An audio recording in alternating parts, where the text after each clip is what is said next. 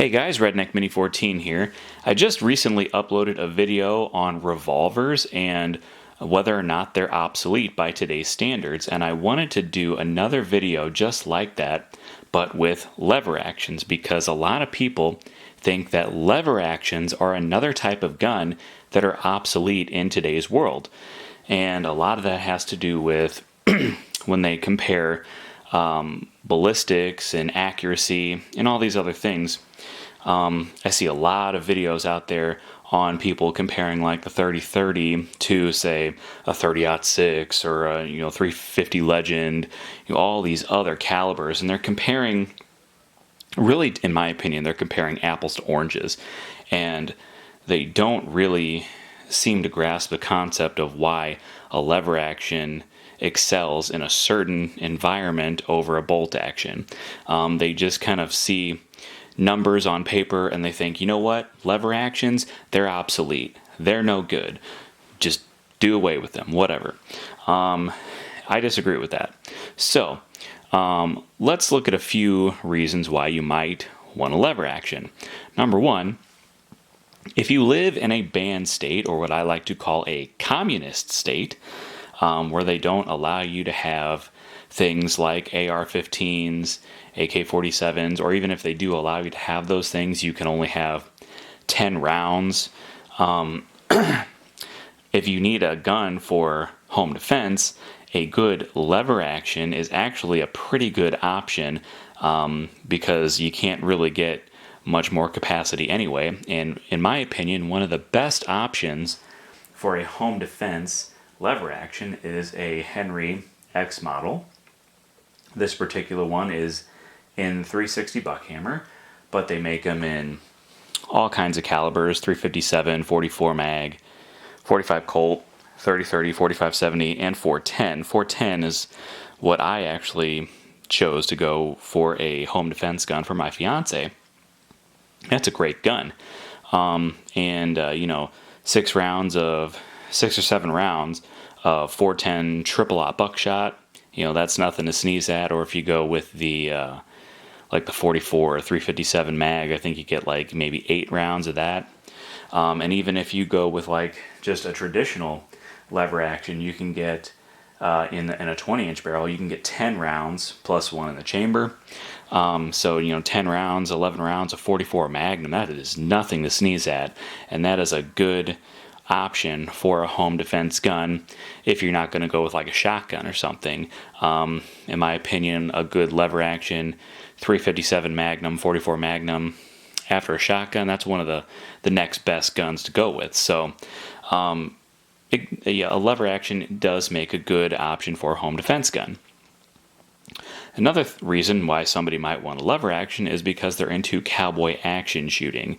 So rifle like this Henry Big Boy here in 45 Colt makes a good option for a lever action in cowboy action shooting. Of course, a lot of people like to go with the old Winchester copies, like the 1873, 1866, guns like that.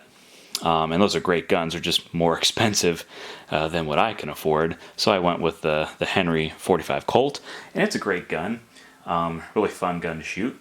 So that's another reason why somebody might want a lever action, either for cowboy action competition or just to have fun at the range, because if you get yourself like a good 357 Magnum and you can shoot some low powered, cheap 38 specials through it, you can have a great time at the range. So that's another reason why you might want a lever action. And the biggest reason why I think you would want a lever action is to have a brush gun. Now, a lot of people, when they're talking about things like, say, 30-30 or 35 Remington, they say those cartridges are outdated, and they compare them to whatever new modern bolt action caliber there is, whether it be the 6.5 Creedmoor or the 6mm Creedmoor, or even the 30-06, the 270, the 243, all these other rounds, and they're so much better than the 30-30 or the 35 Remington, or any other lever action caliber out there, because they can really reach out there at 1,000 yards and they can hit the target and do a better job and blah, blah, blah. I really think those people are out of touch and they don't know the difference between a lever action and a bolt action. To me, when you're comparing lever action calibers and bolt action calibers, you're comparing apples to oranges. And a lever action it excels in close ranges, whereas a bolt action generally will excel in long ranges. So rounds like the 30-06, the 270, the 300 Win Mag, they're designed to be accurate at long ranges.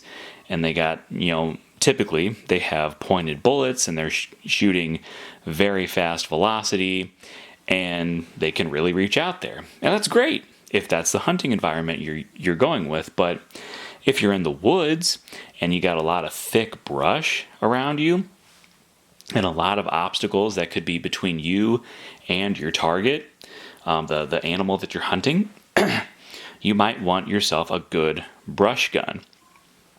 A bolt action, typically not what you're wanting to use in the woods because those pointed bullets going at a very high velocity, if they hit anything, a branch or whatever, that bullet is going to tumble, it's going to deflect, and you're probably going to miss your target. Whereas if you get something like a 30-30, 35 Remington, 444 Marlin, or like this 4570 Marlin 1895 ABL right here, that 4570 is going to punch right through that brush and you're going to hit the target most times. I mean, if you hit something really big, you might start tumbling, but if you have a good 405 grain round nose or flat nose bullet going, I don't even know how fast they go, but trucking along and they just go right through that brush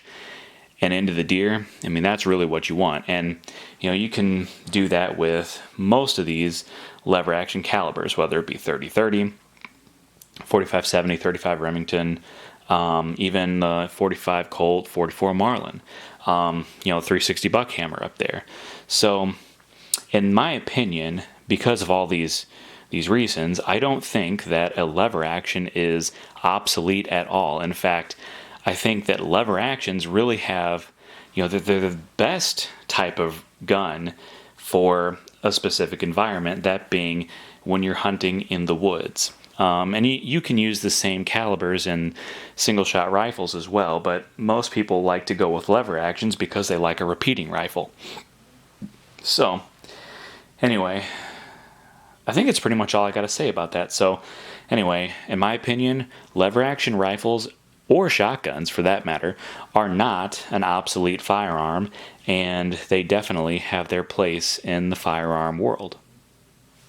Hey, before I go, I just thought I'd remind everybody that I do have a second channel called Redneck Off the Range. Over there, I post most of my non-gun related content, so whether it's a video on my new tractor, my power tools, my projects that I'm working on, maybe wild game recipes, or just a random vlog, I post all of this kind of content over on my secondary channel. So if you're interested in that kind of stuff, go check it out, Redneck Off the Range. But that's all for this video, so subscribe to my channel, like me on Facebook. I'm Redneck Mini 14, and until next time, be safe.